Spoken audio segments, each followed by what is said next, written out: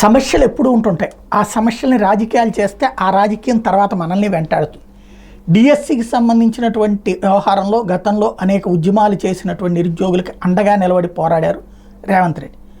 ఇప్పుడు అదే నిరుద్యోగులు రేవంత్ సర్కార్కి వ్యతిరేకంగా పోరాడుతున్నారు. 90 రోజులు గడువు కావాలంటే ముందే చేసేస్తున్నారు, అర్థం పర్థం లేని నోటిఫికేషన్లు ఇస్తున్నారు. ఉస్మానియా యూనివర్సిటీ దగ్గర జరిగినటువంటి ఆందోళన చాలా పెద్ద ఎత్తున నడిచింది.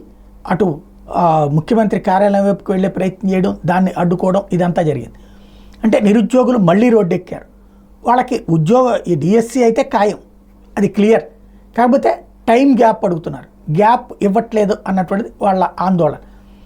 ఇది కావాలని టీఆర్ఎస్ చేస్తున్నటువంటి ఇష్యూ డైవర్ట్ చేయడానికి మేము అప్పుడు ఉద్యమాలు జెన్యూన్గా చేస్తే కాంగ్రెస్ పార్టీ ఇప్పుడు కావాలని ఇలాంటి కుట్రలు చేస్తోంది అన్నటువంటిది మరొక వైపున కాంగ్రెస్ పార్టీ ఆరోపణ. ఏది వాస్తవం అన్నది ఉద్యమం చేసే వాళ్ళకి తెలియాలి.